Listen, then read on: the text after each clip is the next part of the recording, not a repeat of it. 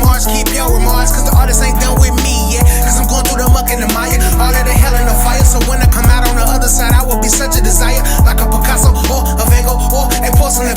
What's up, everybody? It's Steph the Pharaoh, coming to you for episode 13 of Luxic Vue Mindset. Today, I have none other than Marc De La Cruz, co-owner of Vitruvian Martial Arts here in Visalia, California.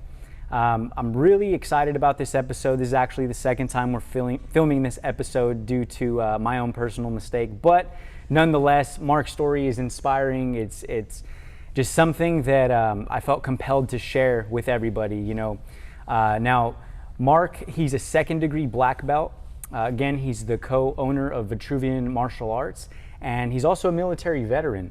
And today, he's going to share his story. He's going to share kind of like, how he grew up and tell us a little bit just about his background. Marc, thank you again, man, for Absolutely. Carving out the time to be a part of this, podcast that I have going on. I'm excited again, for this interview. Now, I want to share with the world, just your story, because in meeting you 6 months ago, from the moment that I walked in the door, and I told you before, like I've always wanted to do some sort of martial arts. I just never had it in me to walk through the door, to actually get started. And seeing as how it was a part of the gym, I just seen it one day, and I walked through and speaking with you, and having that first initial conversation. You really made me feel comfortable to take that next step and to get started, and just overall come into all of the classes, speaking with you and getting to know you and seeing how you are and how you treat everybody. I mean, you and I are not similar, but you have some of the same core values I feel like that I have. I mean, you respect everybody, and I think ultimately that's what it's about, Yeah, absolutely. I know, like, stepping into any martial arts facility, that's probably like the hardest thing to do for someone who doesn't do martial arts, because it's a little intimidating. I understand that, because I remember what my first day was like. So even as eager as I was to practice or to get into it, I was scared to death when I walked into my first spot. So, but yeah, I completely understand. Yeah. So I want you to tell us a little bit about your story. Now, I know originally you're from California. You moved around a little bit, early on.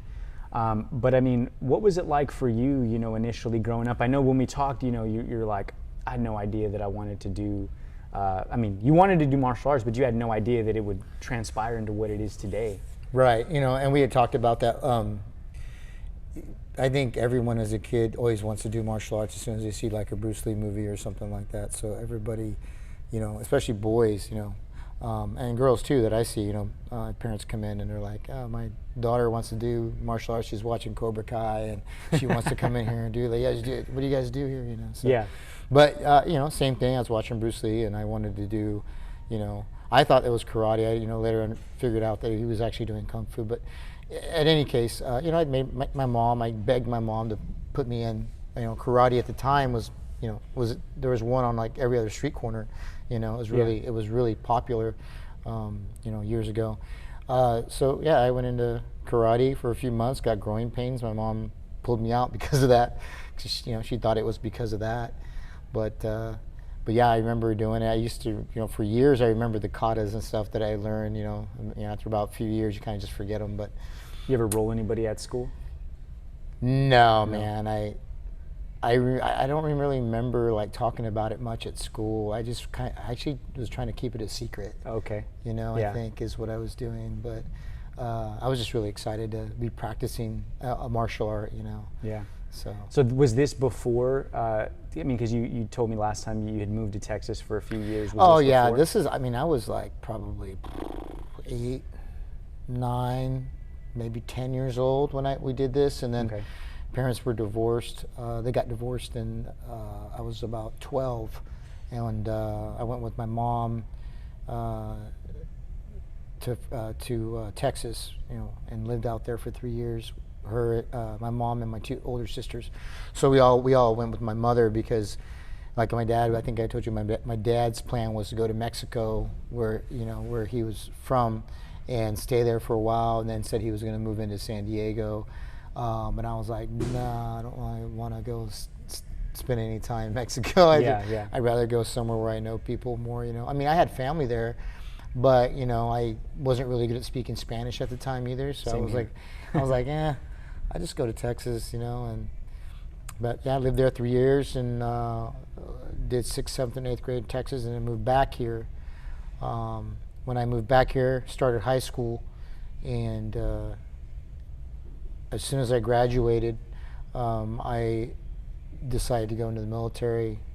And at that same time is when I discovered the UFC 1 with some friends, and UFC 2, and, you know, I think up to 3 before I actually went into the military. But that really inspired me to get into jiu-jitsu. I mean, that's where I first saw it. You know, I think a lot of people would probably say that, you know. Yeah.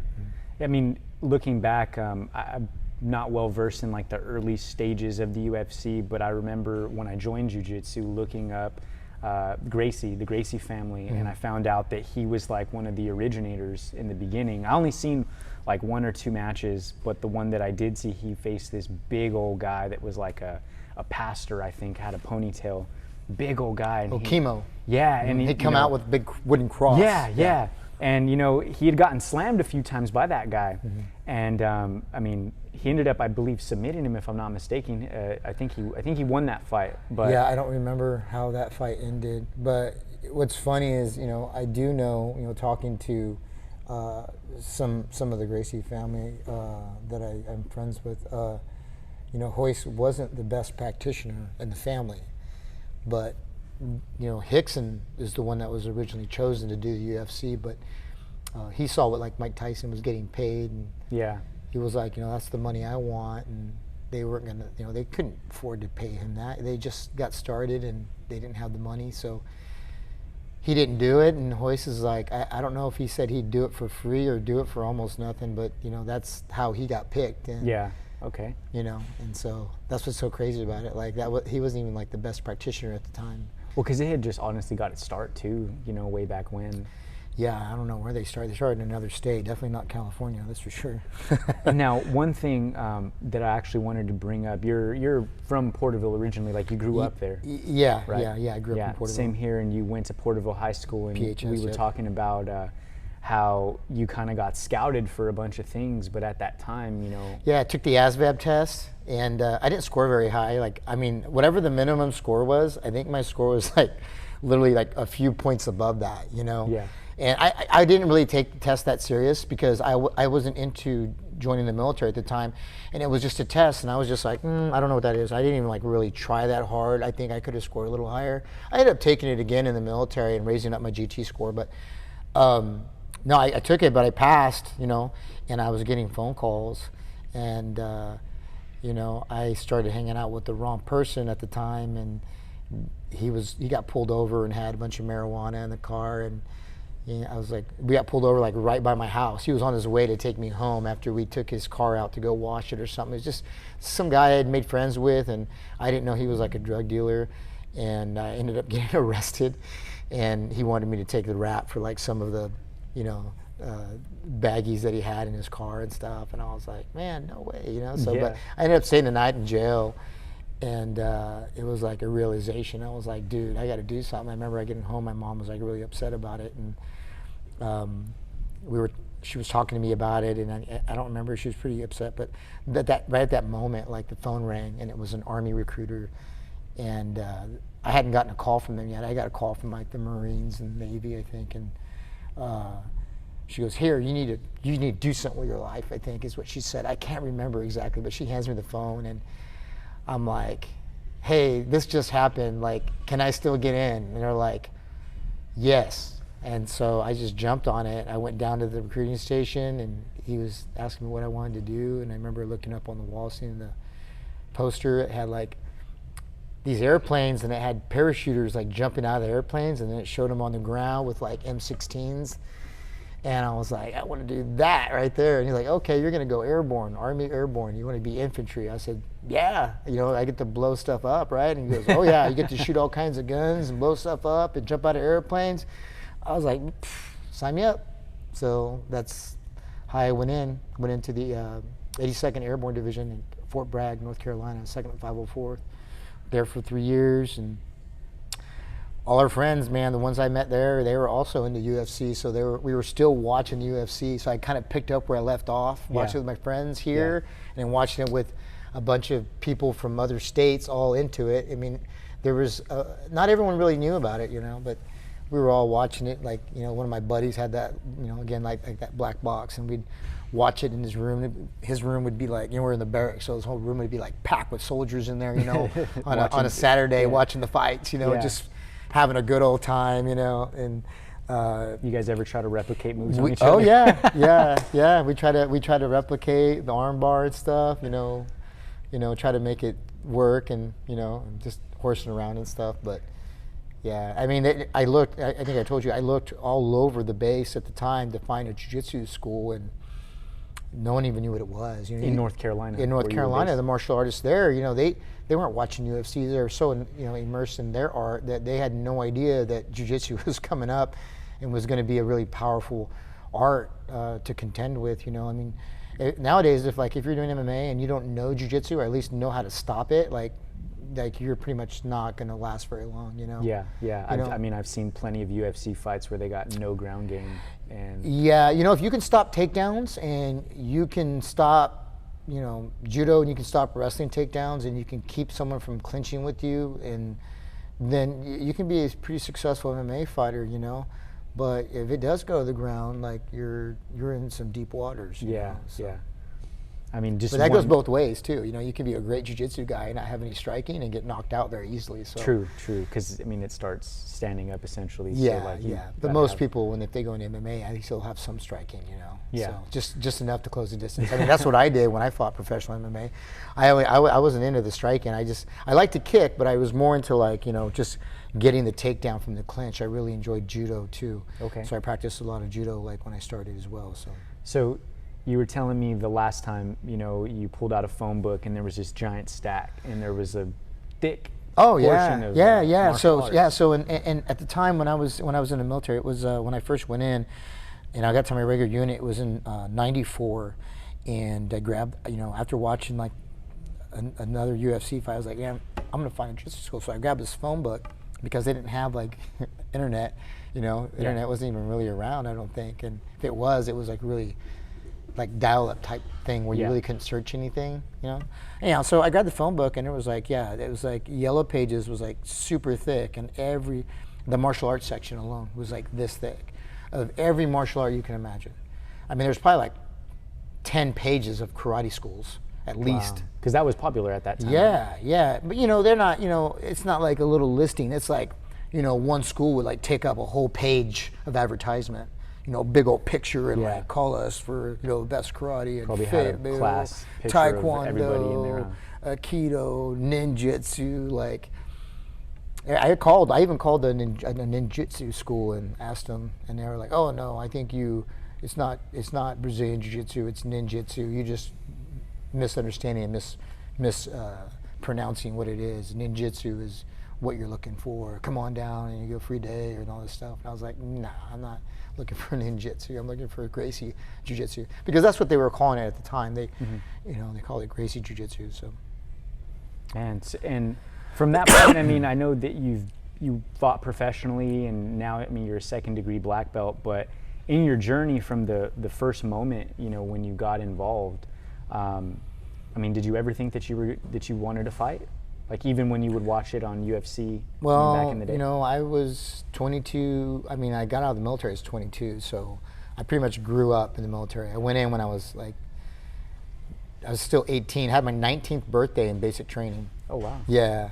And and so that was my upbringing. My parents got divorced and my dad wasn't around, so my role models were drill sergeants and lieutenants and captains, and they had very high standards. So that's basically what was set into my mind. But no, I didn't think I'd be fighting, but we'd go out with my buddies, we'd go to bars and stuff, and they somehow, one of my friends in particular, and I hope he watches this one day, but I hope he's still around. I don't know, his name's John Kimball, but he was from Brooklyn, and he became a really good friend of mine, and that guy couldn't say the F word. He couldn't like say a sentence without saying the F word. Oh. Like, yeah, fucking this, fucking that. I mean, that's how he talked. Like, we go to a drive-through, and the women or whoever was taking the orders, they would get so upset because, can you stop cussing, sir? What the fuck you talking fuck about? And he just like goes off, So we'd go out with him, and it's like, okay, well, we're probably gonna get in a fight because we're going out with John. So it's like that's how he was, man. It was crazy. At least have one of those friends. I swear, man, I got some old pictures, and like most of the pictures, he has a black eye because he was always fighting, And yeah, I didn't win any fights at that time. I thought I knew what I was doing, but I had no clue, But no, I didn't think that I'd go into any kind of professional fighting, by no means. That was never on my plate. But I did want to learn jiu-jitsu because I watched it work and beat other arts, pure arts, and I was really wanting to learn it. I was very excited about it. But it was just a huge letdown that nobody knew what it was where I was at. I knew at that time. Now I know that there was like people that were training jiu-jitsu at that time. Just it was happening in like LA and San Diego and obviously Brazil, and I believe probably Ralph Gracie was probably already in San Francisco at that time too. Okay. You know what I mean? Yeah. So. And so when you got back and out of the military, is that when you started to dive into training? Yeah. So I got out and got a couple odd jobs and going to school, and then again hanging out with some friends and going out to the bars, And there was a local bar here in Visalia. It was called Bogart and Lulu's. And before that, it was something else. And we were going to the one it was called before it was Bogart and Lulu's. I think it was like called Shag Nasties or something. But there's some bouncers there apparently were already training jiu-jitsu with Mike Sir at the time, who opened a school here in Visalia, probably the first jiu-jitsu, it was the first jiu-jitsu school in Visalia called Vitruvian Martial Arts. And they did Aikido there, they did Muay Thai, they did Judo, and I went over to this, me and my friends were at this bar and we were watching, there was a fight and bouncer was separating a couple guys, and then I remember him pushing the guys apart because he was a big guy, and then one of the guys like started pushing him back with his hands. So he pushing the bouncer away, like back up, and it wasn't like a shove, but he was just putting his hands on him and started pushing on him. So he turned towards him and just like arm dragged him and just slipped him into a rear naked choke like effortlessly and just drug him off the dance floor and was talking to him, walking him outside. And I was like, I got all excited. I was like, dude, that was a rear naked choke. I know what that is. That's jiu-jitsu. And this other guy had overheard me. He was like a really big guy. This was Mike Sir. It was like going to be my first instructor. He had heard me and he was like, bumped me and he's like, hey, what do you know about jiu-jitsu? And I turned around and I'm like, oh my God, I didn't do anything, And he's like, no. I thought you were gonna throw me out. And I was like, dude, I didn't do that. I was just watching the fight, Yeah. And he's like, how do you know that was a rear naked choke? Do you know jiu-jitsu? And I was like, no, but I really would like to learn. And he goes, look no further. I'm like, what? He goes, yeah, I teach it. And I'm like, holy smokes. So he walks me outside and points at his place. He's like, right around that corner right there. My school's right over there by Henry Salazar's. And I was like, when's your next class? He goes, well, tomorrow at, I don't know what time it was. And I was like, I'll be there. So I left that club right then and there and went home, got good sleep. I remember I so focused on training, and it was weird because that was my first day and I've never stopped. Since then? Since then. I've never stopped training since my first day. Wow. I've moved around because schools closed, and we went to another place that closed, and I was helping someone else teach at another school, and then that closed, another one opened, and I ended up going out to Exeter, and it was quite a few years, and I was out in Exeter, and then eventually met someone, and we opened our own school, but the whole time I also competed. 6 months in, I actually ended up becoming a bouncer at the bar because they needed bouncers, and they asked me if I wanted to work as a bouncer, and I said I'll work as a bar back because I just didn't think that I was big enough to do bouncing because most of the bouncers were big that I had saw. I would have thought the same thing. That's just your common theory, big guy, bouncer, small guy, not bouncer, so. Yeah. But they had a couple small guys. I just didn't notice them. I only noticed the big guys. But, was it the same bar that you had found? Yeah, they changed the name. Oh, okay. But because they changed the name, like some people quit or whatever, and they were looking for new bouncers, and they still had a couple guys that trained, and I got to meet them, and they're all big guys that I had met. Then there's one in particular, guy named Chino. He was like the Muay Thai guy at the time, and he was also bouncing there. And then I just told him I'll be a bar back. He's like, no. He's like, you compete in jiu-jitsu already? Like 6 months in? He's like, more than 90% of the people that are going to walk through that door. I'm like, what? He's like, no, we'll hire you. You're hired. I'm like, wow, okay. So it just worked with my schedule because I was going to school, and I was trying to do bodybuilding at the same time. So I was trying to like put size on, So. What were you weighing those days? I got up to about 200 pounds, but when I first started jiu-jitsu, I was probably like 160, 165. Okay. I wasn't like really that big, but being a bouncer, I was like, shoot, I got to put some size on. So I was like in the gym, like there you go. I'm training jiu-jitsu, I'm in the gym working out. Like that's what my life revolved around. It was like school, weights, jiu-jitsu. School, weights, jiu-jitsu. School, weights, jiu-jitsu. And then at the end of the day, I'd go to work, and I was working at the club, and so we would practice. For instance, like I remember we did like osotogari, learning osotogari. It's such a basic throw, and we were breaking up fights, and I'm like using it like efficiently against people because they just don't know what you're doing, so they don't know how to counter. They don't. Yeah. So I'm sitting there so I took my training like super serious because I was like, man, I might need this tonight. No one comes in here. No one comes in here tonight. Like we come in here and train. Or like, okay, off do I go to work? And unless they're a cop, yeah. they're not gonna be like, okay, well, I'm probably gonna use this tonight, so I better pay attention and learn. So I was like, really like enthralled absorbing. Into it. You were like a sponge. Yeah. Especially the judo, because the judo was like used almost effortlessly against someone who's drunk. They don't have balance. They move slower. So judo just works like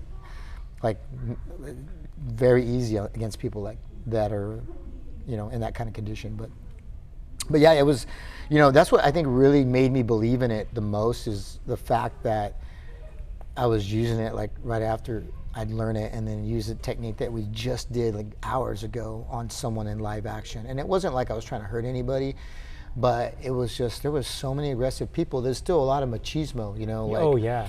20 years ago. Like now people are more likely to pull a gun or a knife on you than fight you like hand to hand, because they're like, okay, well, there's so many people that are training that do kickboxing and jiu-jitsu and wrestlers out there that that you can kind of like look at someone and kind of know. I mean, sometimes, not all the times, because we have guys who are very dangerous, and they're very unassuming looking, and I've noticed just coming into class, you wouldn't think that anybody would know. And now, like, especially when I went to the gym, I would see a lot of people training out here too. Mm-hmm.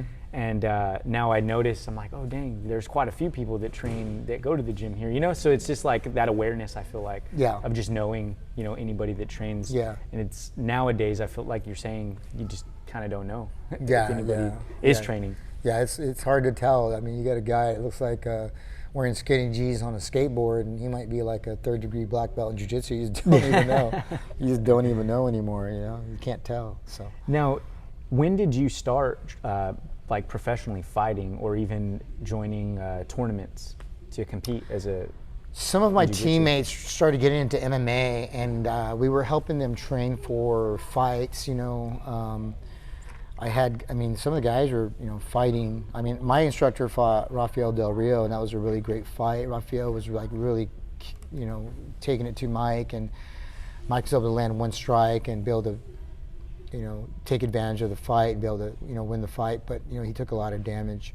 And then, James Navarez, he started fighting, and then Tom Owens, some of the the higher level belts they were fighting, and I was like, man, I don't want to miss out on this, and so I was, when they started fighting, I would be there, of course. I was going to the very first fight they had at Tachi Palace, and Dana White ended up buying that organization and moving it to the Hard Rock Cafe, the Joint, and he moved it there, and then but he ended up buying that one. And the very first one, I mean, their very first show, they had Frank Shamrock on the card, you know, and, you know, they asked me, because I'm one of the security guys, and they were supplying, the waitresses were going to be like the ring card girls. Oh, okay. So they just, somehow Mike got involved with it, so he got like a bunch of the people that work with us to go and work over there. So like I was doing ring card security, and I met like the tap out crew. Charles Lewis was, you know, he was the owner, one of the main owners, and he passed away, you know, like 4 or 5 years ago, I think, in a car wreck. And then, but we became pretty good friends. We'd email each other back and forth a lot. And they ended up sponsoring me. You know, I'd buy their gear, but you know, you get a lot of guys that come in there and they're just like, hey, let me get a free shirt, this and that. You know, they were there they're trying to make a business, so they're selling their shirts. You know, no one's wanting to give people free stuff. You know, and he told me because I never asked for anything free, he would just give me free stuff, and I was like, no, it's cool, I'll pay for it. You know, he's like, no, it's cool. And so I got to, you know, meet those guys and be friends with them. But yeah, the guys were fighting, and I decided I wanted to get into it. You know, so I took my first fight after I got my blue belt, and then I think maybe I was like a blue belt for like a year. And like a blue belt now is not even the same as a blue belt from like 20 years ago. Really? Oh no, it's so much different because now you have like so many more black belts. You have access to black belts now. Like back then, like there weren't any black belts in the area. Like the highest level was maybe purple, and they might have had like a purple in Fresno, maybe a couple purples, and then maybe one or two purples here in Visalia and Bakersfield, you know, and you know, the high was like the highest level. Like if someone was a brown, it's because they were working directly with a black belt from Brazil, or they were in LA or something, you know, or San Francisco. But you know, my first tournament, you know, I'm under Daniel Camarillo, and he's a super nice guy, very humble guy, and very generous. I met him. He reffed my very first jiu-jitsu match at Pacific Martial Arts, which is owned by Matt Smith. Matt Smith has a few out in Fresno, and he also helped us get this opportunity set with Fit Republic here. You know, although we are leaving, today's actually our last day here. It's just a coincidence that we're filming this podcast on this day, but I'm moving back to my own location, a temporary location, then back into a bigger building. So those of you guys that are watching will be at 110C North Valley Oaks Drive here in Visalia, 93292 with zip code. So you guys can come check us out over there, and then we'll be moving into a larger place over off of Shirt, which will be 5,000 square feet, which will be plumbed with showers and bathrooms for men and women. So, and we'll have a full-on gym there as well. But, that's awesome. Yeah, but anyhow, so yeah, like I was saying, they, you know, it just seems like the black belts, there were just none. You know, you saw a brown belt or a purple belt, like you were like, oh, it's like a god, you know, and you don't see them, you know. But now it's like all the people who were like blues and purples back in the day, you know, they're all black belts, you know, and they've made other black belts. So now, I mean, last couple of years, I could probably tell you that I know every black belt in the Central Valley. Really? You know what I mean? A few years ago, I could tell you that. Now, I don't know. Like I probably would recognize them, but I really don't know them personally. Oh, but like, say 5 years ago, I'd say I know every single black belt that's in Visalia and Jiu Jitsu. I know them personally. I've rolled with them, I've trained with them.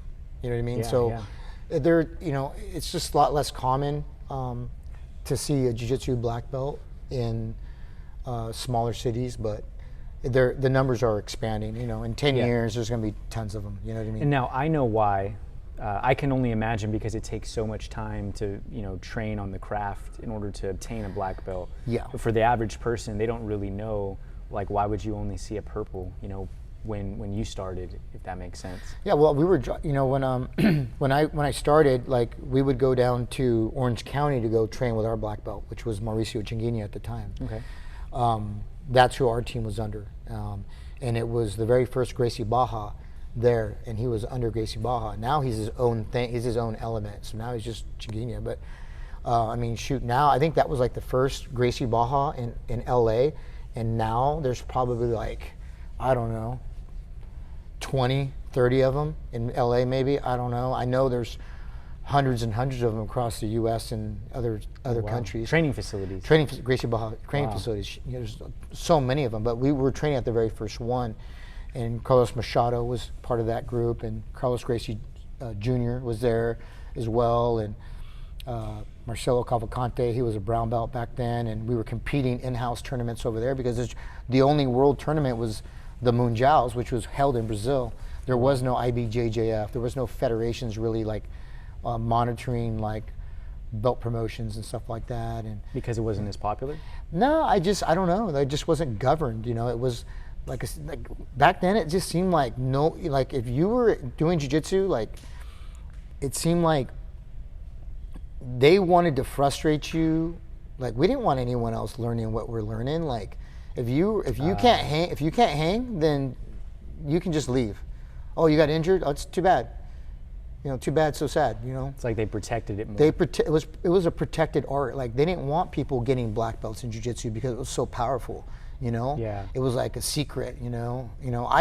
And some people treated it that way. Even to a few years ago, they're like, it's secret moves. Like, you know, nothing's secret. You got the internet, dude. Like, you know what I mean? You know, I remember an occasion where I was training with an individual one time, and they had caught me in a submission. And you know, I know this person isn't this way now, but they had caught me in a submission, and we were training partners. And I was like, dude, that was awesome. Show me how you did that. He's like, no. Why would I show you? I'm like, what? He's like, why? If I show you how to do it, you're going to know how to do it, and then you'll counter what I'm doing. And I'm like, are you serious? Like, wow. What mentality is this, dude? So that is not the jiu-jitsu mentality that you know is around now. You know, and maybe it just came from the upbringing, you know, back then. But yeah, it's just not. That's just not cool, man. But you know, and unfortunately, there are some politics in jiu-jitsu. You know, I think now it's those are starting to go away quite a bit.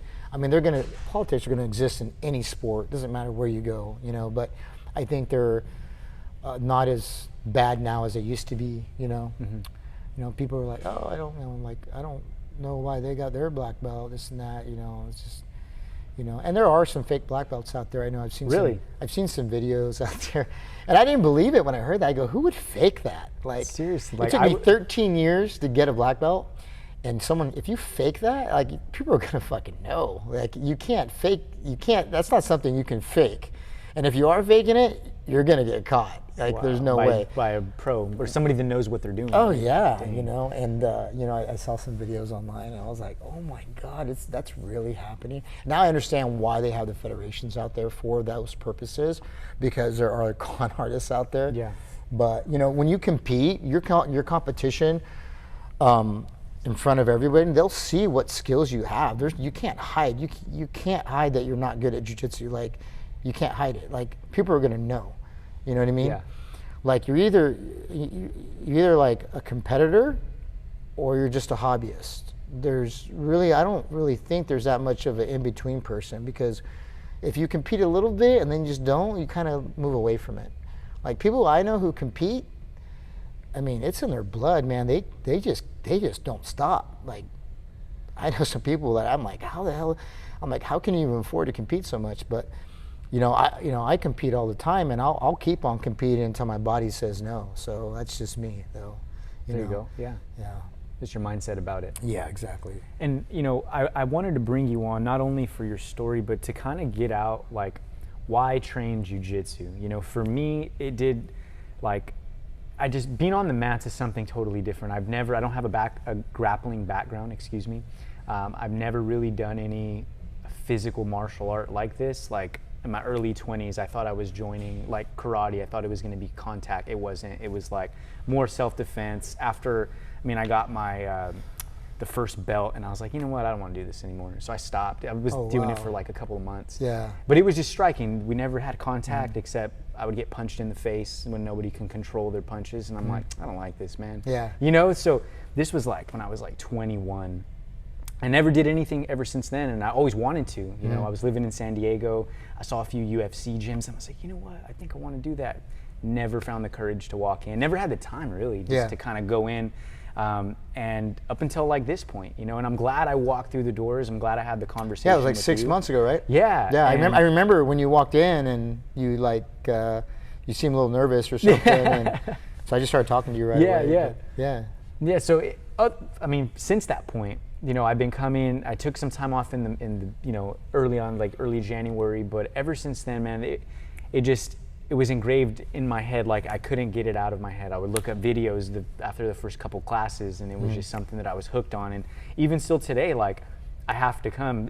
I used to just come to the gym, but now like I rarely even go to the gym. I'll just rather go to jiu-jitsu and get a total body workout, is how I think of it, you know? There's something about it that's, it does something for the individual, you know, internally. I think it's like the controlled violence aspect of it, you know? It's like, how much self-discipline do you have to not only learn the craft, but to be able not to hurt somebody that you're rolling with, you know? Yeah. Because there's it's weird. It's like, it's almost like, okay, I'm gonna move on this person. I'm gonna do these things.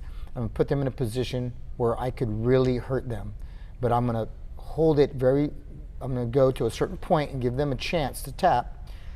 If they don't tap, I put a little bit more pressure, a little bit more, and then, you know, they're gonna start really feeling it, and then they tap. And it's just like, versus like getting something and just doing 110% of all your ability to just try to crank it. Because you could literally, everybody could be getting hurt every single day. It takes a lot of self-control. And I think for some people, that's hard for them to manage. As long as you keep coming and keep training, that's part of training. You learn self-control about how to like not hurt someone when you're trying to submit them. I know it sounds crazy, but you know, it's just when you're able to like use little strength and little energy and be able to get a submission on somebody, that's like the ultimate goal. You don't want to have to expend a lot of energy to get a submission on someone. You know, that's always been my goal, to try to emulate that. You know, it's not easy. It's not as easy as you know, as you think, but it's very difficult to do that. You know, even at, you know, at my level right now, I just feel like, you know, I always tell people this all the time. It's like when you get your black belt, like, you don't know everything. You now understand basically what you don't know. You know what you need to work on. You know what you don't know. That's basically what it comes down to. You know, as far as I'm concerned, I feel like I'm a white belt at a black belt level. You know what I mean? I'm still learning. I can understand that. There's still things that I'm barely understanding concepts of. You know, there's so much technique to understand. And new movements that are being created. Yeah, new movements being created all the time. You know. Endless combinations of things, and you know, you can't know everything, but you can always try. I think one thing we can, I mean, not just you and I, but anybody that's involved with jiu-jitsu or any martial art, you can say that like it takes not only a discipline, but you kind of learn and you can apply just lessons that you go through in jiu-jitsu to just life in general, right? Oh yeah, absolutely. You got to have patience. You know, you can't give up. So anytime you're here on the mat and you're dealing with a situation where you're in a bad position and you're having problems and you're getting frustrated, if you can just easily just quit and then stop coming.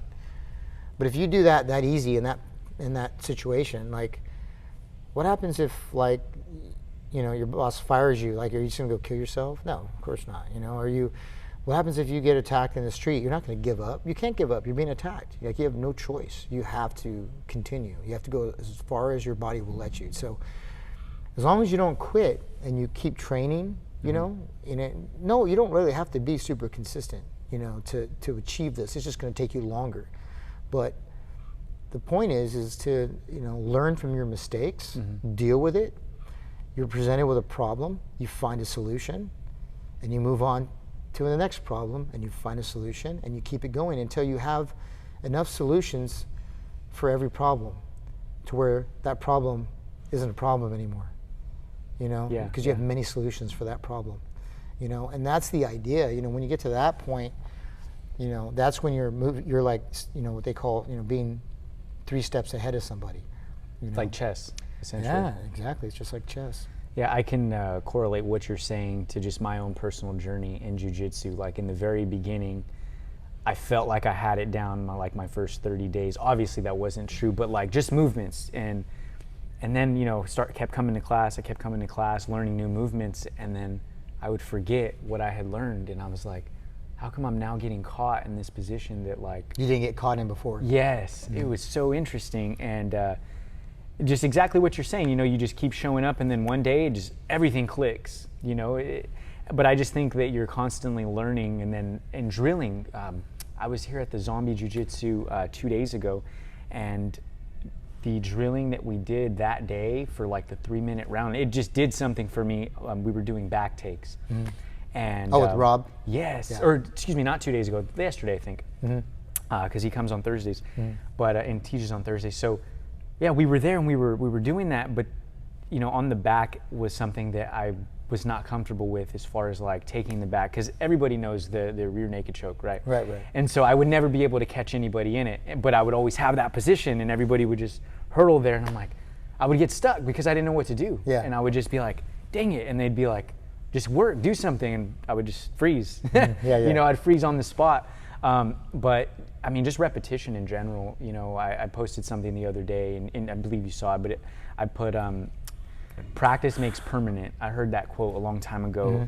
They say that, you know, it doesn't make perfect. Perfection really doesn't ever exist, but it makes permanent. You continue to practice at something, work on a craft, and eventually you'll get to a point where, you know, it's engraved in you, that instinct. Yeah, the repetition, you know.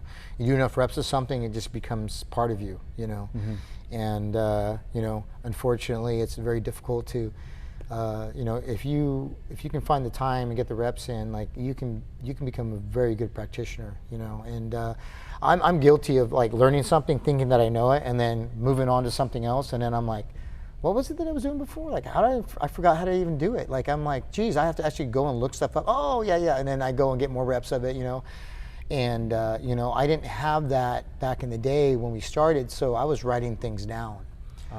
So I kept a notebook, and I had a little pocket book, and it was like this thick, and front to back, man, that thing was just filled. And I would go back, and I'm like, oh, yeah, I remember that. And I was writing, like, descriptive little like notes of what I was doing. And it's been a couple years. I found it a couple years ago, and I was like, oh, I read through the whole thing, and I was no like, way. yeah, and I was like, oh my God. I was like, look at Sister Sweep. I go, that's funny, you know, and like, you know, and then from here you do this, you know. So it was like a grappling blueprint. And what's funny is like I've seen people like advertise that actual word and have a product for that, you know, for people to figure out, like make like a tree, you know, and like go from here to here and stuff. Those like moves. Yeah, you know, and in my head, it's like that's almost what I look at. Like in my head, it's like I almost see that sometimes. But yeah, you know, it's jiu-jitsu is quite the art. I call it the never-ending. You know, it's like a never-ending book. You know. I mean, there's always something to learn, I feel like. And I'm still beginning. If anything, I'm like still green. I don't consider myself like, you know, I was awarded, and I appreciate it. I was awarded my second and third stripe. Yeah. It's something that I was super excited about. But, you know, just like you said, it's like, now you know what you don't know. That's how I feel. Because it's just that constant progression, and it gives me something to work towards. Yeah, as long as you're training, you keep training, you're gonna hit a plateau, like a wall of like, you're getting stuck in a position, and you're like, because people are figuring you out. You're rolling with the same people, they're gonna figure you out. It is good to jump around and get some cross training at different schools. Okay. I totally recommend that, you know. But at the same time, you gotta know your home. So, you know, you shouldn't be cross training so much where, you know, especially if you're a higher level, like you need to pass down what you know to like the rest of the students. Kind of pay it forward. And yeah, pay it forward and be there for them like the ones that were there for you before, you know. And, you know, it just kind of trickles down. So, you know, I'm all for cross training, but there's, you know, there should be a limitation to it, you know, not, you know, cross training too much, because then makes sense. You know, like there'll be a student in here that comes in, they're training for like, you know, 3 weeks, and then you walk in and they're like, who's this person? And they don't even know who you are because you've been gone so many times, you know. So I think that's important to cross train. Absolutely, you know.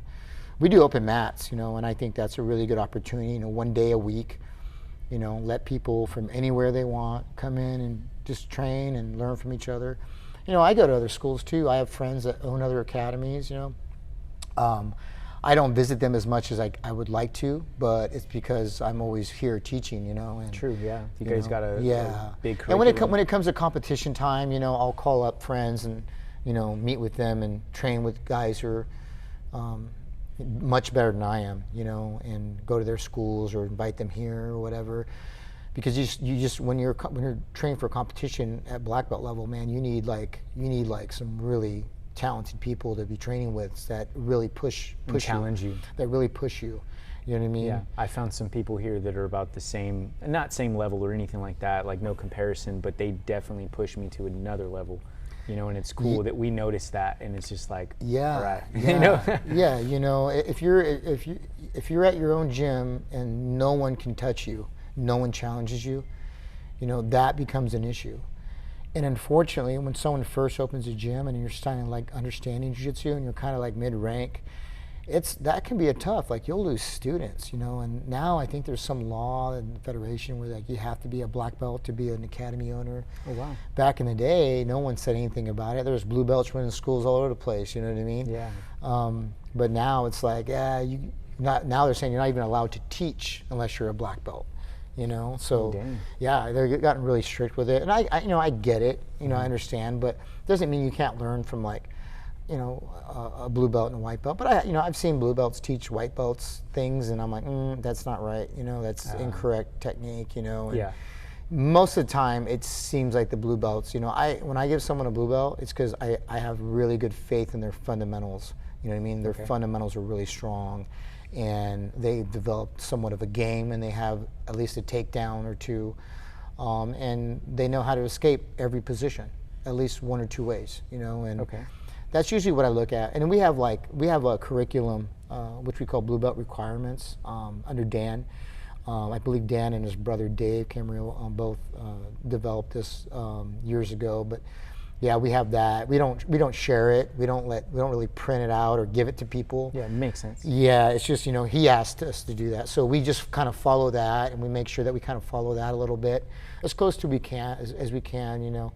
But other than that, you know, I mean, as you go up the levels, it's basically developing what your basics into your own game. And no one should have the same game, you know. Yeah, for sure. Not everybody's not unique, in the same you know? school. I mean, everyone doing the same moves on each other. It just doesn't work because they already know what you're trying to do. You know? Yeah. So people kind of go off on their own tangents and learn different technique, and it helps the other students. If one student says, "Hey, you know, I really like the open guard," and you got another one saying, "I really like the closed guard," and they're both excelling at it, that makes good variety, you know what I mean? That makes sense. Yeah, so, I mean, that's just an example, you know, but. Now, one thing I just kind of want to go back a little bit, because I want to understand from the competitor that you were and that you are, what, like, was opening a gym just something that happened, like, randomly for you? I didn't really. When I was on the Vitruvian Martial Arts was in Main Street, and that was probably when I first started. It was like in 2000. Okay. And then 2001, I think maybe a year later, maybe a year and a half, he closed that one down and he moved to Ben Maddox, and we had a school there, and that's when everyone started fighting MMA over there. So we were over there for about a year, and then he closed that one down, and then the box opened up. Tom Owens opened up the box. So we were at the box, and then we were helping Tom build his school up, and then there was another Tom Knox. He was on the verge of opening up Elite, which was going to be in Visalia, and I think Tom was getting ready to open up Elite, and I decided to just go to Exeter because a friend of mine invited me over there, and I started training over there, and the karate instructor over there offered me a job to teach jiu-jitsu there, and I was like, I'm a blue belt, dude, like, I don't know if I can teach. Yeah. And he's just like, well, it doesn't have to be official, does it? And I'm like, I don't know, you know, I might guess, you know. Yeah. And then I did personal training, and he was like, oh, well, I have all these weights here, like, you can do that here too. And I'm like, oh, well, I saw an opportunity, and I was like, why not? You know, I was going to school still, so I was like, okay. So I started doing that, and then I was getting really busy, so I just pushed school off to the side and built a pretty good program. And then that's when I met my business partner, Rodney. He was from Santa Rosa, built a house in Three Rivers. He was like you know, he could do anything. Electrician, like metal fabricator, like build anything. He wore every hat. Oh yeah, much. oh yeah. That guy could do. neat. He was doing everything, and he was really into jiu-jitsu, but he just didn't know where to train at because he's up in Three Rivers. So he ran into the karate instructor at the Mexican restaurant there in Exeter and saw his shirt, and they started talking. And so Rodney comes over to the school, and I guess bought a bunch of sessions, and he bought a bunch of private sessions. So I was doing private sessions with him, and he was doing really well. He started rolling with some of the other guys that were upper levels and was doing really well against them. And he was really surprised, and he was like, man, I'm beating these other belts that are higher ranking than me. What was he? Rodney was like I gave him his first stripe, and he was beating like blue belts. Oh, wow. Yeah, Yeah, that's giving him a hard time and stuff. And he goes, why don't you open your own school? And I was like, yeah, I've thought about it. It had crossed my mind, and I had actually looked for an investor at the time because I did want to open my own school, not in Exeter. I wasn't wanting to cause any conflict with Scott, the owner of the karate school, but I was looking to open up in Visalia somewhere. I know there's only one jiu-jitsu school in Visalia. I mean, Visalia is big enough to have two. Yeah. So I became really good friends with Rodney, and he wanted to hear my story, and I was talking to him about it, and he showed up one day with cash in hand, and he was like, hey, you want to go look for a building? And I was like, yeah, let's go. That's a blessing in disguise, yeah, man. I walked out and went and got a building, told Scott, gave him like a few months notice that I was leaving, and he was upset, rightly so. I wasn't trying to take all my people or nothing, but I said, hey, you guys can, do jiu-jitsu here, but some, there's a few of them, there's a handful of them that were living in Visalia. So no, we're just going to go with you. I'm like, all right, you might get a little backlash from Scott, but just so you know, I told you could train here instead, but I'm just opening my own place. We're going to open our own place. And so we did. And it ended up opening up like 2 miles from Elite, maybe less. And I didn't want it to work out that way. That was not my intent, but I think he got a little sore about it that I opened up a jiu-jitsu school near him, and there might have been some politics and stuff involved there, but I just ignored him. I didn't want nothing to do with it. I was just doing my own thing. I'm sure you had the best intentions, like you said. Yeah, too, we were just doing our own thing, man, and I wanted to have my own business. I wanted, we wanted to build our own school. And I just didn't think it was going to be possible after a few months because it just seemed like it was going to be really hard. But I don't know, I just started getting more students, and I kept competing, and I was starting to do really well in competition. I think at mid purple belt, this is probably, I spent 5 years on a blue belt. And, wow. When we were over in Exeter, I left Chinguinia, and it was just too far of a drive for me to get support going down to LA. So PMA was in Fresno, and I got hooked up with Ted Stobie, who had passed away not too long ago. And we had our differences and stuff, but Matt Smith allowed us to train there. Again, really great guy, very supportive. He's been a huge help in our school, and we'll give him a shout out. Really appreciate everything you've done, Matt. And also Dan, of course, And there's been, we've had some issues where we made some mistakes. Everyone's made mistakes, and you learn from your mistakes, just like in jiu-jitsu. It's the same thing, But I stayed training with Matt, and then it just became like an issue for me to be driving over there all the time, and and then Ted at the time, he had a really bad alcohol problem, and he just disappeared one day, and it'd been like 6 months, and hadn't heard a peep from him, and I guess he checked into rehab, but he never told me. So I wasn't going to wait around, so I just I called Dave Camarillo because Ted was a black belt under Dave at the time, and Dave didn't really have anything nice to say about Ted at the time. I guess he left on bad terms or something, but he goes, why don't you call my brother? He's like, you can't afford me. And I was like, whoa. He was straight up, I appreciate him, being that way. And I was like, he is, Dave's way up there, and Dan was in Bakersfield. I didn't even really remember that Dan was in Bakersfield. I was assuming he was with his brother. I didn't know. Okay. But they're the brothers, and they're black belts together. They did judo since they were kids, and they were really high level judokas, and I just called Dave first because I thought that would be the right thing to do. And so he said, no, I'll call my brother.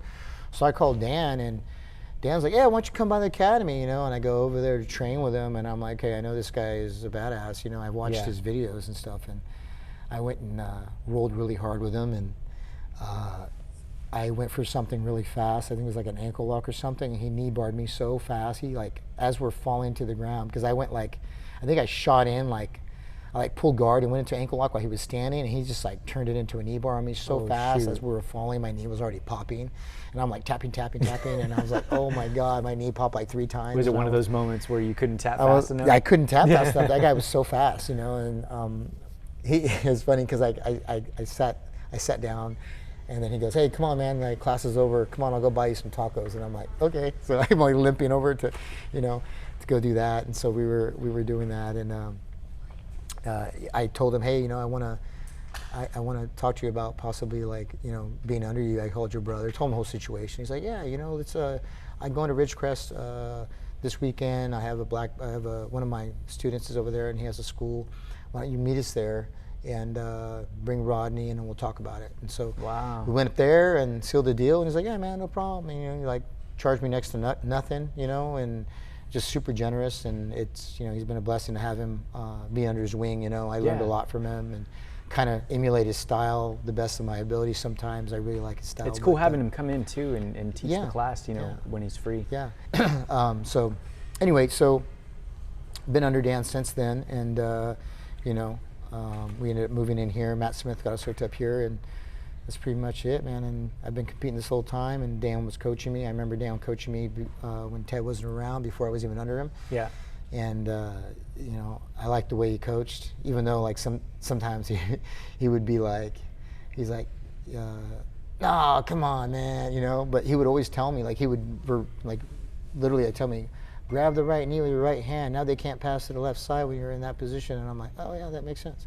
So it was just like, God, this guy's good. This guy's a good coach. You know, he's like real quick. And it was funny because when he would coach me, the minute I'd get on the mat, people thought I was already under him. So they'd be like, the other team would be like, hey, watch out for the armbar. Watch out for the armbar, because they think like, you know, Dan's known for his armbar. So like, don't get armbar. And then they'd be like, oh, they all pull guard on me too, because they thought I did judo, because I wasn't wearing the patch, but Dan was coaching me, and he was known to throw people and submit them. You know, that was his style. So they thought. So they were like, oh, we're pulling guard. So like, since they knew that he was coaching me, I already knew they were going to pull guard. So it made it even easier for me to know what they're going to have an advantage, because I already knew they were going to pull guard on me. That makes sense. And our takedowns really weren't that good then. I mean, they're not great now, but I think they're okay. I have okay takedowns. I don't think I'm a really great takedown artist, but I have decent takedowns now. You know. A mix of judo and wrestling, but at any rate, I'm going to have to close it out right here, because I have my students here waiting for me to teach. Yeah, no worries, no worries. Now, I just want to get some advice really quick for anybody that's looking at possibly training jiu-jitsu. What is something that you would tell them? I mean, just any advice that you would give the audience, just some last minute. For first timers? Yeah, first timers. Oh shoot, first timers, man. Make sure that you understand jiu-jitsu etiquette, depending on what school you're at. Do some research. Check the lineage of the person that you're planning on training under, just to make sure they're legit. And then, you know, I would suggest, unless you're a wrestler, I would suggest not to roll. Don't do free rolling. Unless it's with the instructor and they're helping you, then that would be okay. But I would suggest not to roll right out the gate. Some people have been successful with just doing that out the gate, but I would always suggest to not roll. Take some classes first, get to know how to move your body first, and then from there, maybe after a few classes, then start rolling, and roll with someone who's going to help you, not try to just beat you up, you know. We don't have that issue here at this school. I single-handedly like pick people out and tell them, hey, roll with that person, or hey, you don't roll yet. You're not allowed to roll yet until I see you do warm-ups correctly, you know. Yeah. And that's pretty much it. That makes sense. Yeah. That makes sense. Well, Marc, I appreciate your time today. I appreciate you, you know, taking the time and wanting to be a part of the podcast here. But with that being said, guys, we're going to wrap everything up. Remember, embrace now, doubt kills, and live your legacy. Thanks, Marc. Absolutely. Thank you.